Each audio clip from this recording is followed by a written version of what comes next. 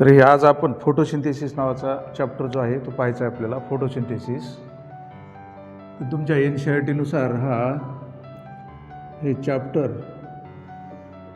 13 आहे. चॅप्टर 13 बरोबर आहे. Already you people know that की तुम्हा सगळ्या लोकांना माहीत आहे की प्लॅन्ट फिजिओलॉजी नावाचा एक सेक्शन आहे तुम्हाला, प्लॅन्ट फिजिओलॉजी. आणि ह्या प्लॅन्ट फिजिओलॉजी नावाच्या सेक्शनमध्ये जे चॅप्टर आहेत त्याच्यापैकी हा चॅप्टर आहे.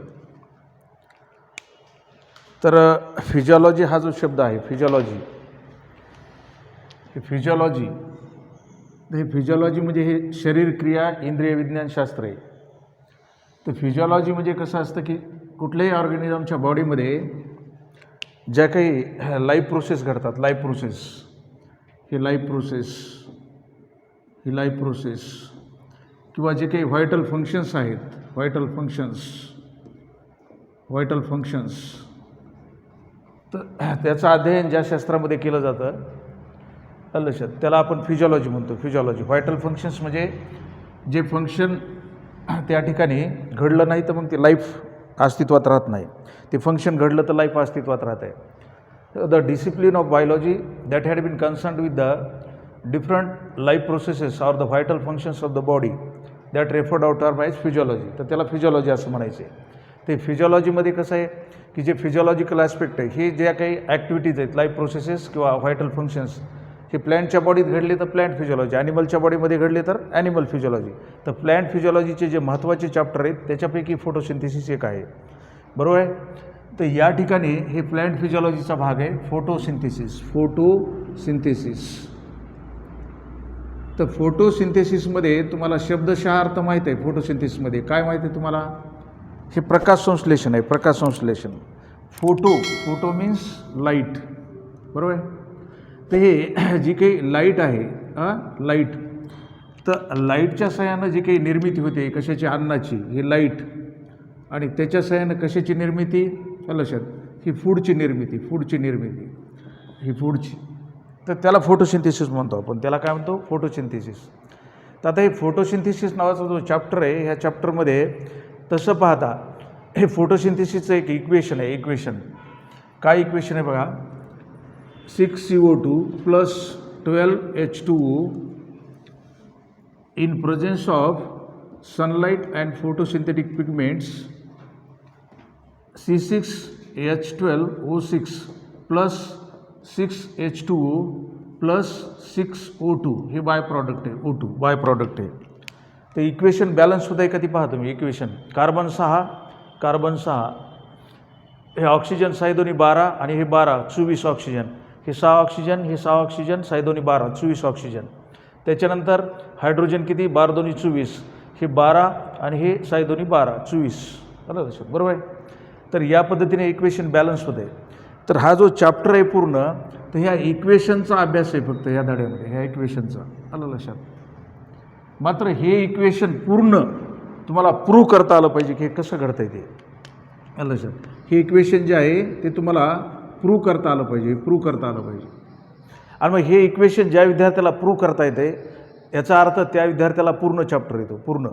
कारण का, हे फोटोसिंथेसिसचं जे मेकॅनिझम आहे, हे मेकॅनिझम ऑफ फोटोसिंथेसिस, हे पाहे, हे मेकॅनिझम ऑफ फोटोसिंथेसिस. तर हे 2 भागामध्ये घडतं आहे मेकॅनिझम ऑफ फोटोसिंथेसिस. ह्या फोटोसिंथेसिसच्या मेकॅनिझमचा एक भाग लाईट डिपेंडंट आहे आणि एक भाग इंडिपेंडंट ऑफ लाईट आहे. काय आहे? Independent of light. त्याच्यामुळं ह्याचा जो एक भाग आहे त्याला म्हणायचे तुम्हाला हे mechanism of light reactions plus हे मेकॅनिझम ऑफ लक्षात, हे मेकॅनिझम ऑफ डार्क रिॲक्शन्स. हे मेकॅनिझम ऑफ लाईट रिॲक्शन्स म्हणजेच हे लाईट डिपेंडंट फेनॉमेनॉन आहे. काय आहे? Light dependent phenomenon. तर हे लाईट डिपेंडंट फेनॉमेनॉन आहे म्हणून त्याला असं म्हटलं आहे. आणि हे याच्यामध्ये हे लाईट डिपेंडंट नाही म्हणून ह्याला हे डार्क रिॲक्शन म्हटलं आहे, मेकॅनिझम ऑफ डार्क रिॲक्शन्स. आणि ऑलरेडी तुम्हाला माहिती आहे की फोटोसिंथेसिसचं तुमच्या धड्याचं जे चॅप्टरचं नाव आहे फोटोसिंथेसिस इन हायर प्लॅन्ट्स असं नाव आहे. काय आहे? फोटोसिंथेसिस इन हायर प्लॅन्ट्स असं धड्याचं नाव आहे. आणि दुसरं या ठिकाणी फोटोसिंथेसिस इन लोअर प्लांट्स असं पण आहे, हे लोअर प्लांट्स. तर फोटोसिंथेसिस इन लोअर प्लांट्सचा अभ्यास तुम्हाला नाही डिटेलमध्ये, आलं लक्षात.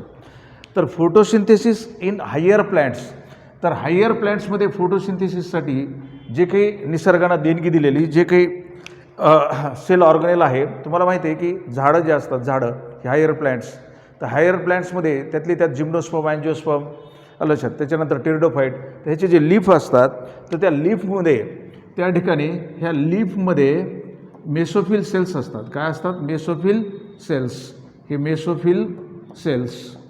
आणि मग ह्या मेसोफिल सेल्समध्ये लीव्जमधल्या मेसोफिल सेल्समध्ये ह्या सेल्समध्ये सेल ऑर्गनेल असतात. कोणते? क्लोरोप्लास्ट. कोणते? हे क्लोरोप्लास्ट, हे हरितलवक. आणि ह्या हरितलवकामध्ये सुरुवातीला शास्त्रज्ञांना हे ग्रीन पिगमेंट्स आढळून आले. काय आढळून आले? ग्रीन पिगमेंट्स, हे ग्रीन पिगमेंट्स. आणि ह्या ग्रीन पिगमेंट्समध्ये अशी क्षमता आहे की हे ग्रीन पिगमेंट जे आहेत हे सनलाईटला खेचतात. कशाला खेचतात? हे सनलाईटला खेचतात. आणि मग सनलाईटच्या सहाय्यानं तिथं लीफमध्ये हे सनलाईटच्या सहाय्यानं हे H2O स्प्लिट झाला असं शास्त्रज्ञ लोकांना आढळून आलं. H2O. आणि H2O स्प्लिट झाल्यानंतर लक्षात हे या H2O पासून हे ॲसिमिलेटरी पॉवर्स तयार झाल्या. ॲसिमिलेटरी पॉवर्स जसं की हे NADPH, हे NADPH असं म्हणतात तुमच्या सिलेबसला. तसं ह्याला हे ॲक्च्युअली जे आहे सायंटिफिक लेवलवर NADPH प्लस प्रोटॉन असं आहे, किंवा यालाच NADPH2 सुद्धा म्हणतात. यालाच काय म्हणतात? NADPH2 असंही म्हणतात. त्याच्यानंतर याच्याबरोबरच ह्या सनलाईटचा उपयोग करून हे फोटोसिंथेटिक पिगमेंट जे आहेत हे पाण्याचं स्प्लिटिंग झाल्यानंतर त्या ठिकाणी ह्या पिगमेंटच्या सहाय्यानं हे ATP पण तयार झाला, ATP. आणि मग हे ATP आणि NADPH2 हे तयार झाले.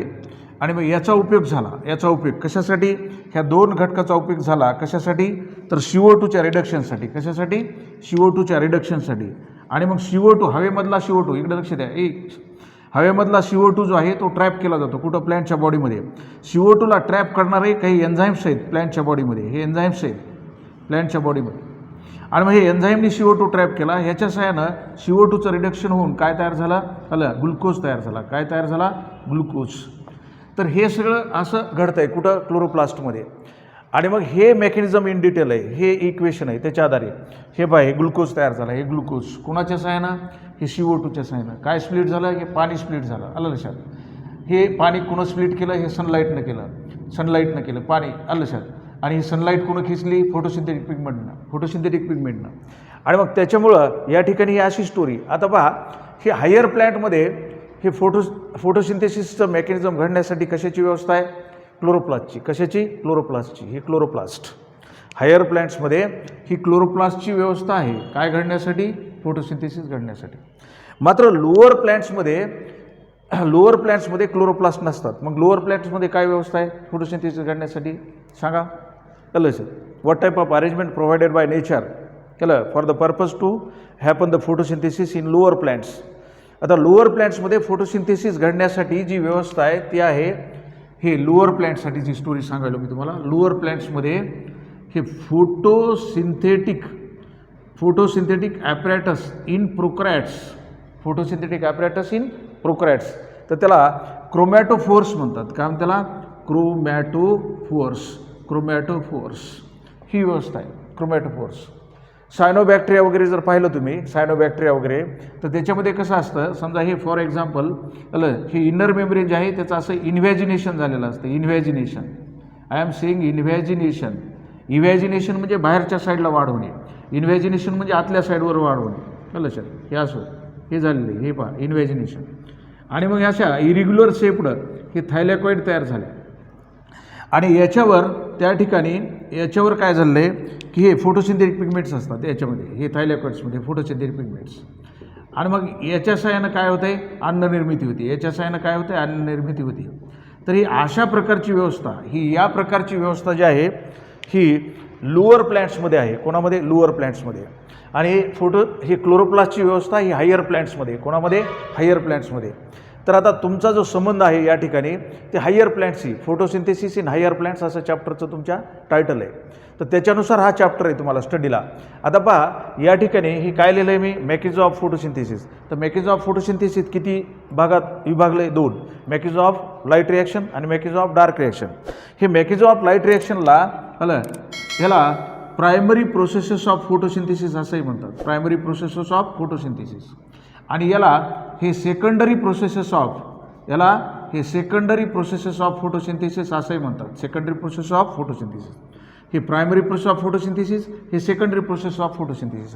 कारण का हा टप्पा घडला तर हा टप्पा घडायला स्कोप आहे, अदरवाईज नॉट.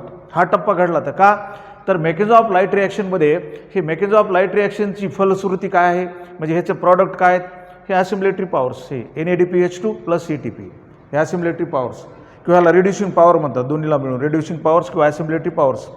तर हे रॉ मटेरियल आहे, हे तयार झालं तरच CO2चं रिडक्शन होऊन ग्लुकोज तयार होणार, हे तयार झालं तरच CO2चं रिडक्शन होऊन ग्लुकोज तयार होणार. आलं लक्षात. त्याच्यामुळं मेकॅनिझम ऑफ लाईट रिॲक्शन, आता क्लोरोप्लास्टमध्ये तुम्हाला माहिती आहे एकूण 4 भाग आहेत. क्लोरोप्लास्टमध्ये किती भाग आहेत? एकूण 4 भाग आहेत. तर क्लोरोप्लास्टमधल्या 4 भागापैकी मेन जे भाग आहेत ते 2 आहेत. क्लोरोप्लास्टमध्ये हे तुम्ही असं इमॅजिन केलं, हे क्लोरोप्लास्ट असं, आलं लक्षात, हे असं. तर या ठिकाणी काय झालं असतं, असे हे ग्रीन कलर्ड असे काय आहेत, हे आलं लक्षात, काय आहेत हे सगळे, हे ग्रॅना, असे ग्रीन कलरचे काय आहेत, हे सगळे ग्रॅना. आणि हे जोडलेले आहेत कशानं, स्ट्रोमा लॅमेलनं. आणि हे रेस्ट ऑफ पार्ट जो आहे याचा, रेस्ट ऑफ पार्ट हे स्ट्रोमा. तर हे मेकॅनिझम ऑफ लाईट रिॲक्शन ह्याच्यात घडतं आहे ग्रॅनामध्ये. म्हणून हे मेकॅनिझम ऑफ लाईट रिॲक्शनसाठीची काय साईट आहे, grana is a site for the mechanism of light reaction. आणि हे बाकीचा राहिलेला भाग म्हणजे स्ट्रोमा आहे. तर हे stroma is a site for the mechanism of dark reaction. हे stroma is a site for the mechanism of dark reaction. आता पहा, हे ग्रॅनाच्या आतमध्ये मेकॅनिझम ऑफ लाईट रिॲक्शन घडणार. म्हणजे ग्रॅनाच्या आतमध्ये काय घडणार आहे, ग्रॅनाच्या आतमध्ये हे वॉटरचं स्प्लिटिंग होणार आहे. त्याच्यानंतर हे ग्रीन पिगमेंट जे आहेत ते सनलाईट खेचणार आहेत, ही खेचणार आहेत ग्रीन पिगमेंट. आणि त्याच्यानंतर हे ATP तयार होणार आहे, NADPH2 तयार होणार आहे. म्हणजे हे मेकॅनिझम ऑफ लाईट रिॲक्शन जे आहे that is resulted in the form of production of the assimilatory powers I like the ATP and NADPH2. ATP and NADPH2. तर या ठिकाणी हे ATP आणि NADPH2ची निर्मिती होणार. कशाचा परिणाम म्हणून, मेकॅनिझम ऑफ लाईट रिॲक्शनचा. कशाचा, मेकॅनिझम ऑफ लाईट रिॲक्शनचा. आणि त्याच्यानंतर मग हे युटिलाइज होणार, ATP आणि NADP युटिलाइज होणार कुठं, हे मेकॅनिझम ऑफ डार्क रिॲक्शनमध्ये. मेकॅनिझम ऑफ डार्क रिॲक्शनमध्ये CO2ला खेचणार. एक एन्झाईम जो आहे तो CO2चं फिक्सेशन करणार. जनरली हा एन्झाईम काही प्लॅन्टमध्ये रुबिस्को आहे. काय आहे हा, रुबिस्को. लक्षात. काही एन्झाईममध्ये पेपकेस आहे. काय आहे, काही झाडामध्ये पेपकेस आहे, काही झाडामध्ये रुबिस्को आहे, तर काही झाडामध्ये पेपकेस आहे. त्याच्या आधारे झाडाचे प्रकार पण पडलेले आहेत तुम्हाला. C3 plant, C4 plant, CM plants असे झाडाचे प्रकार पडलेले आहेत. म्हणजे CO2 फिक्सर कोण आहे त्याच्या आधारे. आणि मग मेकॅनिझम ऑफ डार्क रिॲक्शनमध्ये काय होणार, हे मेकॅनिझम ऑफ डार्क रिॲक्शन स्ट्रोमामध्ये घडणार, ह्याचं युटिलायझेशन होणार. आणि ह्याचं युटिलायझेशन होऊन CO2चं रिडक्शन होऊन काय तयार होणार, ग्लुकोज. काय तयार होणार, ग्लुकोज. तर हे एक मेकॅनिझम, ह्याची एक मोठी स्टोरी आहे केल्विन सायकल नावानं. कशानं, केल्विन सायकल नावानं मोठी स्टोरी आहे हे मेकॅनिझम ऑफ डार्क रिॲक्शन. आणखी तुम्हाला मेकॅनिझम ऑफ लाईट रिॲक्शनला ह्याला फोटोकेमिकल फेज ऑफ फोटोसिंथेसिस म्हणतात. This is known as photochemical phase of photosynthesis.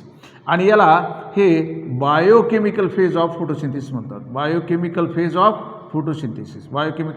Photosynthesis. तर अशा विविध नावानं ह्या मेकॅनिझमला ओळखलं जातं आहे. तसं ह्या विविध नावाने ह्या मेकॅनिझमला ओळखलं जातं आहे. आणखी जास्त नावाने ह्याला ओळखलं जातं आहे. तर हे स्ट्रोमामध्ये घडणारे बदल आहेत, CO2चं रिडक्शन ग्लुकोज तयार होणार. हे ग्रॅनामध्ये होणारे बदल आहेत, इथं असिम्युलेटरी पॉवर्स तयार होणार. त्याच्यासाठी पाणी स्प्लिट होणार. काय होणार या ठिकाणी, हे घडण्यासाठी लक्षात, हे H2Oचं स्प्लिटिंग होतं आहे, फोटो ऑक्सिडेशन ऑफ वॉटर.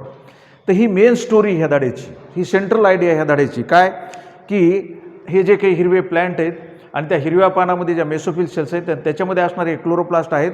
तर त्याच्याच शास्त्रज्ञ लोकांनी सुरुवातीला ग्रीन कलरचे पिगमेंट आढळून आले आणि हे पिगमेंट सनलाईटला खेचतात हे लक्षात आलं. आणि मग पिगमेंट सनलाईटला खेचत असल्यामुळं सनलाईट, ग्रीन पिगमेंट, त्याच्यानंतर हे पाणी आणि CO2 हे 4 फॅक्टर. आता पहा, हे वनस्पतीमध्ये अन्नाची निर्मिती होती, वनस्पतीमध्ये. म्हणून आपण वनस्पतीला काय म्हणतो, प्रोड्युसर्स.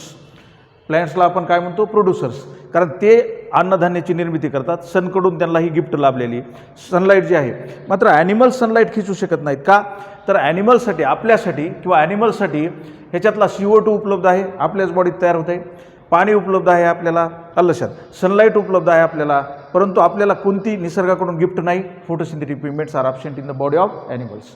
हे फोटोसिंथेटिक पिगमेंट्स आपल्या बॉडीमध्ये नाहीत. त्याच्यामुळे आपण फोटोसिंथेटिक पिगमेंट नसल्यामुळं सनलाईट खिचू शकत नाहीत.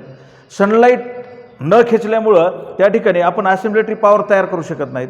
ॲसिम्युलेटरी पॉवर उपलब्ध नाही तर CO2चं रिडक्शन नाही, आणि CO2चं रिडक्शन नाही तर ग्लुकोजची निर्मिती नाही, तर ही सेंट्रल आयडिया ह्या धड्याची. ही काय आहे, ही this is the central idea of this chapter. म्हणजे मेन जो चॅप्टर आहे ते हे इक्वेशन आहे. मेन हे जे आहे ते इक्वेशन आहे. परंतु आता हेच इक्वेशन शिकवत असताना तुम्हाला दुसरे अनेक इक्वेशन शिकायचे. त्याच्यामध्ये हेच इक्वेशन शिकत असताना काय करायचे, तुम्हाला दुसरे अनेक इक्वेशन ह्याच्यामध्ये शिकायचे. का तर या ठिकाणी हे काही डायरेक्ट धडा तुम्हाला असा दिलेला नाही. ही जी आहे ही सेंट्रल आयडिया आहे लक्षात धड्याची. हीच सेंट्रल आयडिया त्यांनी काय केली, त्याचं डिस्क्रिप्शन दिलं आहे. पूर्ण त्याचं काय दिलं आहे, डिस्क्रिप्शन दिलं आहे.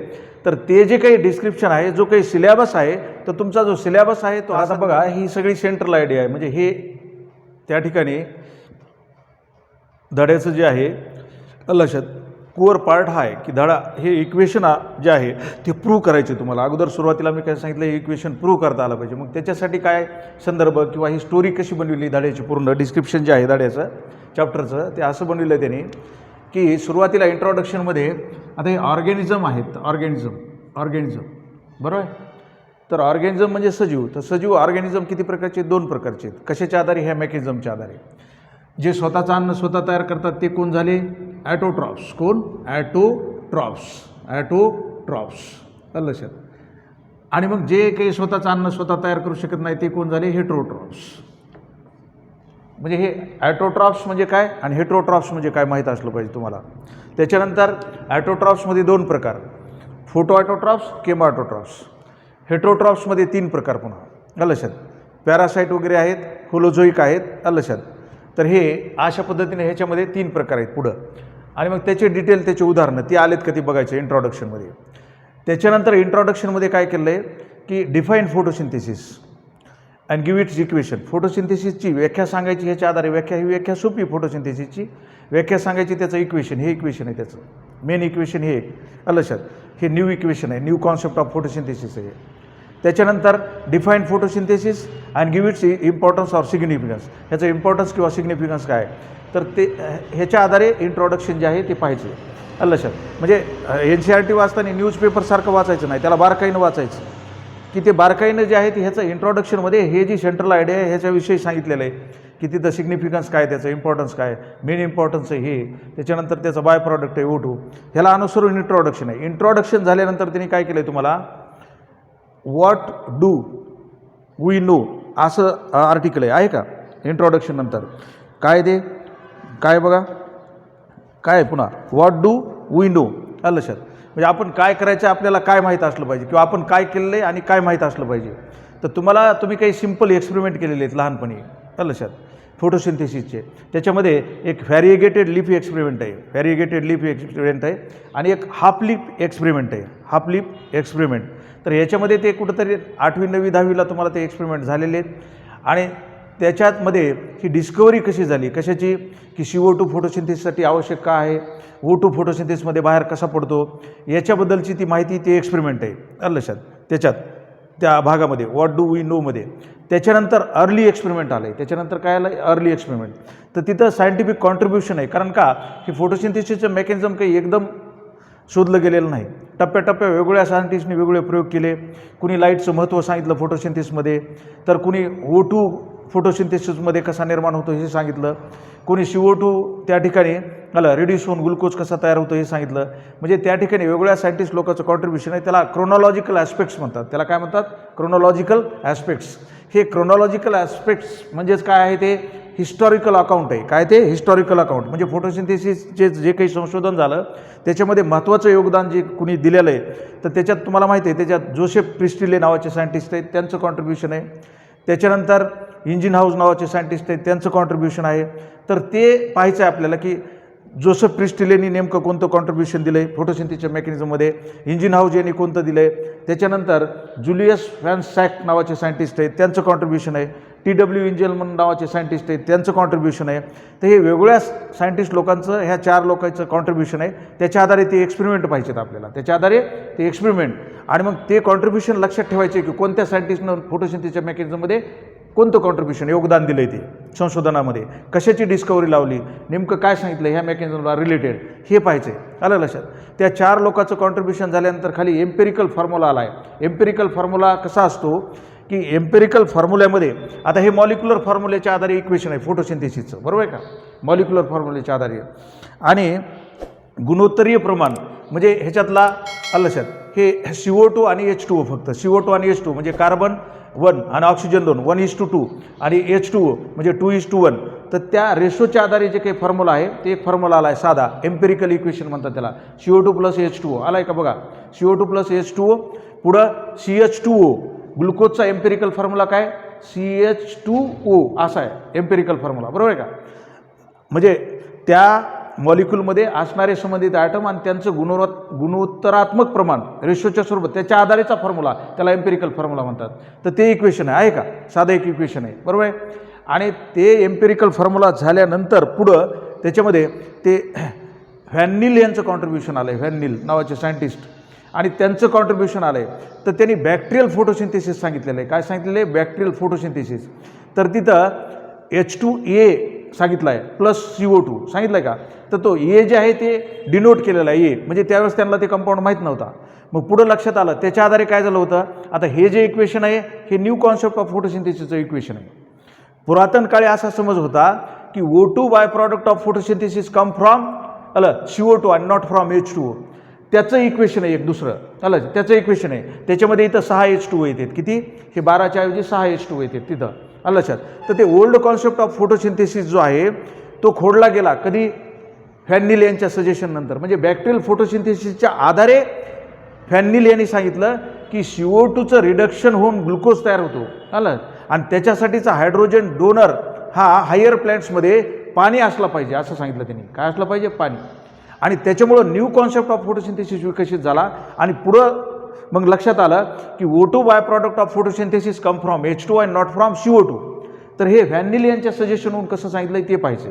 तर हे सगळं अर्ली एक्सपेरिमेंटमध्ये ह्या बाबीत आहेत का. अर्ली एक्सपेरिमेंट झाल्यानंतर पुढचं आर्टिकल तुमचं कोणतं आहे, अर्ली एक्सपेरिमेंट झाल्यानंतर लक्षात हे सगळं सांगितल्यानंतर आता पुढचं जे आर्टिकल आहे तुमचं, where does photosynthesis takes place. Where does photosynthesis takes place. तर फोटोसिंथेसिस ही प्रक्रिया कुठं घडते तुम्ही पाहिला आता, हायर प्लॅन्ट्समध्ये कुठं घडतं आहे, chloroplast. Chloroplast is a site for the mechanism of photosynthesis in case of the higher plants, बरोबर आहे. आणि हे chromatophore is a site for the mechanism of photosynthesis in case of the lower plants, आहे का नाही. मग ते क्लोरोप्लास्टमध्ये 2 मुख्य भाग आहेत. कोणते, क्लोरोप्लास्टमध्ये एक आहे ग्रॅना आणि दुसरा आहे स्ट्रोमा. एक आहे ग्रॅना आणि दुसरा आहे स्ट्रोमा. तर ग्रॅनामध्ये काय होतं आहे, मेकॅनिझम ऑफ लाईट रिॲक्शन, आणि स्ट्रोमामध्ये काय होतं आहे, mechanism of dark reaction. Mechanism of light रिॲक्शनची परिणिती काय आहे, production of the assimilatory powers that is ATP आणि NADPH2. Production of the assimilatory power that is ATP and NADP. त्याच्यासाठी काय घडतं आहे, वॉटरचं स्प्लिटिंग होतं आहे. तर स्प्लिटिंग ऑफ वॉटर म्हणजे फोटो ऑक्सिडेशन ऑफ वॉटर आहे, तिथं आलेलं असेल बघा, ते फोटो ऑक्सिडेशन ऑफ वॉटर आलं लक्षात, पुढच्या भागात येईल ते. आता बघा मग या ठिकाणी हे वेअर डज काय फोटोसिंथेसिस टेक्स प्लेस. तर त्याच्यामध्ये क्लोरोप्लास्टच्या ह्या 2 साईट, बरोबर आहे का. तिथे ही ॲसिमिलेटरी पॉवरची निर्मिती एका ठिकाणी CO2चं रिडक्शन ऑफ ग्लुकोज. तर अशी एक शॉर्ट समरायझेशन स्टोरी ती झाल्यावर पुढचं आर्टिकल काय तुमचं, where does the photosynthesis take place. नंतर काय, पिगमेंट्स इन्व्हॉल्ड इन फोटोसिंथेसिसची स्टोरी आली का, पिगमेंट्स इन्व्हॉल्ड इन फोटोसिंथेसिसची स्टोरी. तर फोटोसिंथेसिस नावाच्या मेकॅनिझममध्ये हायर प्लॅन्ट्समध्ये जे पिगमेंट इन्व्हॉल्व होतात त्याच्यात chlorophyll A, chlorophyll B, carotene आणि झॅन्थोफिल आहेत, बरोबर आहे. म्हणजे क्लोरोफिलचे 2 प्रकार, तसे क्लोरोफिलचे 9 प्रकार आहेत. क्लोरोफिलचे किती, आरेनॉफ नावाच्या सायंटिस्टच्या म्हणण्यानुसार क्लोरोफिलचे 8-9 प्रकार आहेत. तर त्याच्यापैकी इथं हायर प्लॅन्ट्समध्ये जे फोटोसिंथेसिसमध्ये इन्व्हॉल्व झाले क्लोरोफिल ए आणि क्लोरोफिल बी. मग त्याचे डिटेल पाहिजे, क्लोरोफिल एचे, क्लोरोफिल बीचे. पुन्हा कॅरोटिनॉइड्स, तर त्याच्यामध्ये कॅरोटीन आणि झॅन्थोफिल हे कॅरोटिनॉइड्स आहेत, ब्राऊन कलरचे पिगमेंट. तर असे 4 पिगमेंटची इन्व्हॉल्वमेंट आहे. मग हे पिगमेंटच्या आधारे तुम्हाला तिथं ॲक्शन स्पेक्ट्रमची स्टडी आली, कशाची? ॲक्शन स्पेक्ट्रमची स्टडी आलेली, ॲक्शन स्पेक्ट्रम. ॲब्सॉर्प्शन स्पेक्ट्रमची स्टडी आलेली आहे, ॲब्सॉर्प्शन स्पेक्ट्रमची. मग ॲक्शन स्पेक्ट्रम कोणाला का म्हणायचं, त्याचं इम्पॉर्टन्स. ॲब्सॉर्प्शन स्पेक्ट्रम कोणाला का म्हणायचं, त्याचं काय इम्पॉर्टन्स आहे ते. त्याच्या आधारे रेट ऑफ फोटोसिंथेसिस काय आहे ते पाहायचं आहे. त्याच्यासाठी व्हिजिबल स्पेक्ट्रमची स्टोरी, म्हणजे त्या ठिकाणी लाईटचा रोल पाहावा लागतो आपल्याला. त्याच्याबरोबर काय, role of light in photosynthesis, आणि त्याच्या आधारे ह्या पिगमेंटचा रोल. ही सगळ्या बाबी पाहिल्यानंतर, ते पिगमेंटची इन्व्हॉल्वमेंट पाहिल्यानंतर, त्या ठिकाणी हे जे पिगमेंट्स आहेत याच्यापैकी क्लोरोफिल एलाच रिॲक्शन सेंटर म्हणतात, किंवा मेन पिगमेंट मॉलिक्यूल म्हणतात, किंवा त्याला इसेन्शियल पिगमेंट मॉलिक्यूल म्हणतात, बाकीच्याला ॲक्सेसरी पिगमेंट मॉलिक्यूल म्हणतात. हे अशी त्या पिगमेंटच्या बाबतीतलं मोठं डिस्क्रिप्शन आहे. आलं लक्षात? ते इन डिटेल पाहायचं आहे.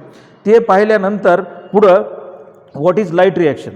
तर व्हॉट इज लाईट रिॲक्शन पाहत असताना तुम्हाला ते लाईट हार्वेस्टिंग कॉम्प्लेक्स कशाला म्हणतात, कोअर कॉम्प्लेक्स कशाला म्हणतात, पिगमेंट सिस्टीम फर्स्ट म्हणजे काय, म्हणजे फोटो सिस्टीम फर्स्ट काय, पिगमेंट सिस्टीम सेकंड म्हणजे काय, म्हणजे PS सेकंड काय. आलं. क्लोरोफिल ए वेगवेगळ्या स्वरूपात कसे आहेत, क्लोरोफिल ए 700 आहे, क्लोरोफिल ए 683 आहे, क्लोरोफिल ए 680 आहे, क्लोरोफिल ए 673 आहे, क्लोरोफिल ए 600 आहे, असे वेगवेगळे. मग क्लोरोफिल बी, पुन्हा कॅरोटीन, जांथोफिल, ह्याचे मॉलिक्यूल पिगमेंट सिस्टीम फर्स्टमध्ये किती, पिगमेंट सिस्टीम सेकंडमध्ये किती, ही अशी स्टोरी तिथं. कशात? व्हॉट इज लाईट रिॲक्शनमध्ये. ते झाल्यानंतर तुमचं द इलेक्ट्रॉन ट्रान्सपोर्ट काय सांगितलं आहे, इलेक्ट्रॉन ट्रान्सपोर्ट सांगितलं आहे. काय सांगितलं आहे? Electron transport. तुमचा लाईट हार्वेस्टिंग कॉम्प्लेक्स जो आहे त्याच्यामधला जो रिॲक्शन सेंटर आहे क्लोरोफिल ए, इकडे लक्ष द्या. ही लाईट जी आहे ही ॲब्सॉर्ब झाल्यानंतर, तो मॉलिक्यूल एनर्जाइज झाल्यानंतर ते काय इलेक्ट्रॉन फेकते बाहेर. काय करते ते? इलेक्ट्रॉन बाहेर फेकते. आणि इलेक्ट्रॉन टॉस झाल्यानंतर ते इलेक्ट्रॉन जे आहेत तर तिथं त्या ठिकाणी जे तुमचं ते ग्रॅनम आहे, ग्रॅनम सिंग्युलर, ग्रॅना प्लुलर, ते थायलॉकॉइडच्या मेम्ब्रेनवर, PS फर्स्ट आणि PS सेकंड वसलेल्या असतात. PS फर्स्ट, PS सेकंड वसलेल्या. त्या स्ट्रोमा लॅमेलेजेटमध्ये इथं पण वसलेले असतात. मग त्या ठिकाणी तो जो इलेक्ट्रॉन आहे तो भ्रमती दाखवतो. कुठून? इलेक्ट्रॉन ट्रान्सपोर्ट सिस्टीममधून. कारण इथं पण इलेक्ट्रॉन ट्रान्सपोर्ट सिस्टीम आहे थायलॉकॉइड मेम्ब्रेनमध्ये. आणि मग ही इलेक्ट्रॉन ट्रान्सपोर्ट सिस्टीम कोण, कशी, तिचे मेंबर्स कोण, आणि मग ते इलेक्ट्रॉनमधली एनर्जी काढून घेतात, म्हणजे ते एनर्जी हार्वेस्टर आहेत. आणि तो इलेक्ट्रॉन जो आहे त्या इलेक्ट्रॉन ट्रान्सपोर्ट सिस्टीमच्या मेम्ब्रेनमधून भ्रमती करतो. तर एका ठिकाणी सायक्लिक ट्रान्सपोर्ट होतं इलेक्ट्रॉनचा, सायक्लिक, म्हणजे जिथून निघाला तिथं इलेक्ट्रॉन परत येतं आहे एनर्जी लॉस करून. आणि मग त्यावेळेस इलेक्ट्रॉनमधली जी एनर्जी ती बेसिकली सनलाईट एनर्जी, त्या एनर्जीचा इलेक्ट्रॉनमधला उपयोग कोण करतं? ADP आणि इनॉर्गॅनिक फॉस्फेट. कोण करतं आहे? ADP आणि इनॉर्गॅनिक फॉस्फेट. आणि ADP आणि इनॉर्गॅनिक फॉस्फेट त्याचा उपयोग करून काय तयार करतात? पुन्हा ATP. काय तयार करतात? ATP. मग अशा पद्धतीने ATPचं प्रोडक्शन होतं आहे, त्याची स्टोरी. ATPचं प्रोडक्शन होतं आहे त्याची स्टोरी आहे तिथं. आलं. थायलॉकॉइड मेम्ब्रेनवर. मग एक सायक्लिक इलेक्ट्रॉन ट्रान्सपोर्टची स्टोरी आणि एक नॉन सायक्लिक इलेक्ट्रॉन ट्रान्सपोर्टची स्टोरी. तर नॉन सायक्लिक इलेक्ट्रॉन ट्रान्सपोर्टच्या स्टोरीला Z scheme process of electron transport सुद्धा म्हणतात. त्याला काय? Z scheme process of electron transport. तर त्या ठिकाणी ती पिगमेंट सिस्टीम फर्स्ट आणि सेकंड दोन्ही इन्व्हॉल्व होतात. काय? पिगमेंट सिस्टीम फर्स्ट आणि सेकंड दोन्ही इन्व्हॉल्व होतात. आणि त्याच्यामुळं स्प्लिटिंग ऑफ वॉटर तिथं होते.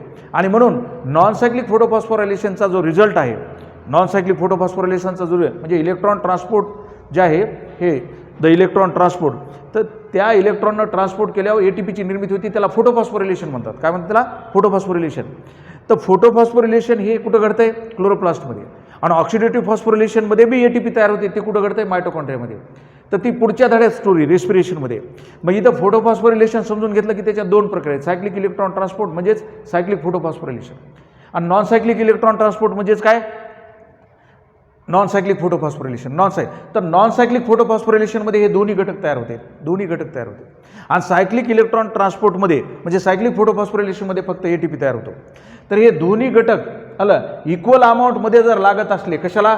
CO2चं रिडक्शन होऊन ग्लुकोज तयार व्हायला, तर एकाच मेकॅनिझमवर निसर्गाचं भागलं असतं. कोणत्या? नॉन सायक्लिक फोटोफॉस्फोरिलेशनवर. कशावर? Non cyclic फोटोफॉस्फोरिलेशनवर.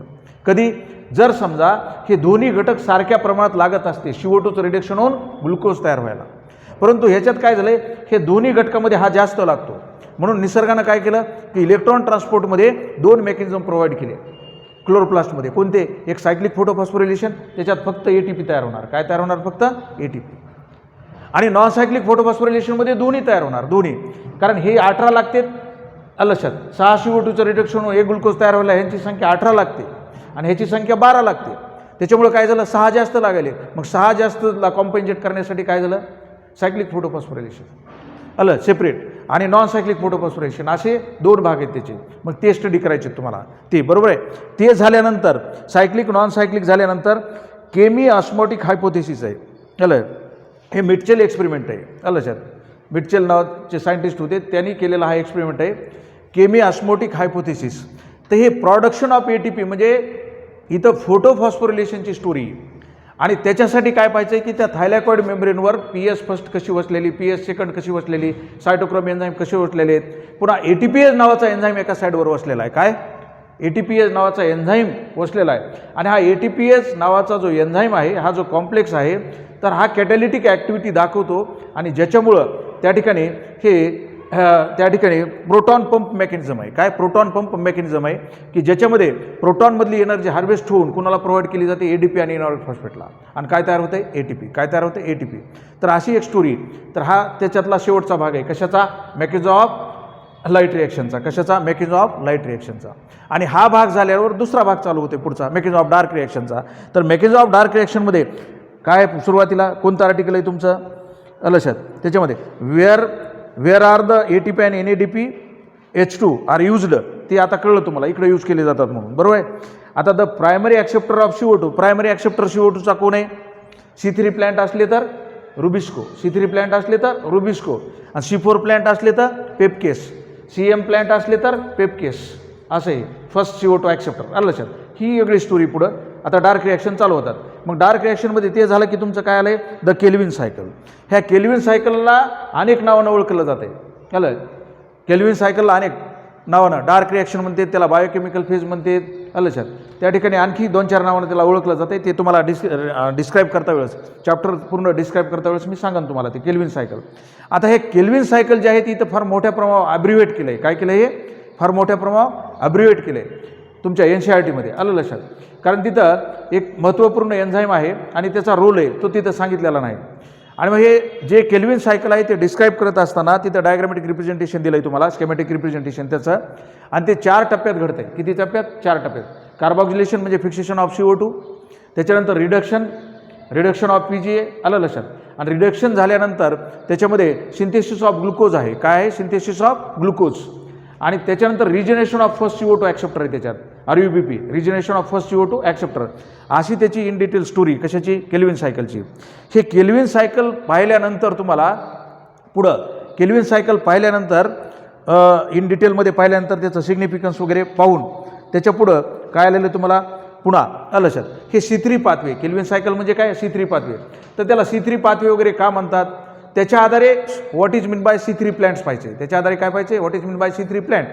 हे झाल्यावर पुढं डायव्हर्सिटी इन फोटोसिंथेटिक पाथवे. काय, इकडे लक्ष द्या, diversity in photosynthetic pathway. Diversity in photosynthetic pathway म्हणजे काय की इथं जे काही क्लायमॅटिक झोन आहेत भूपृष्ठावर, तर त्या ठिकाणी सर्वत्र CO2चं कॉन्सन्ट्रेशन सारखं नाही.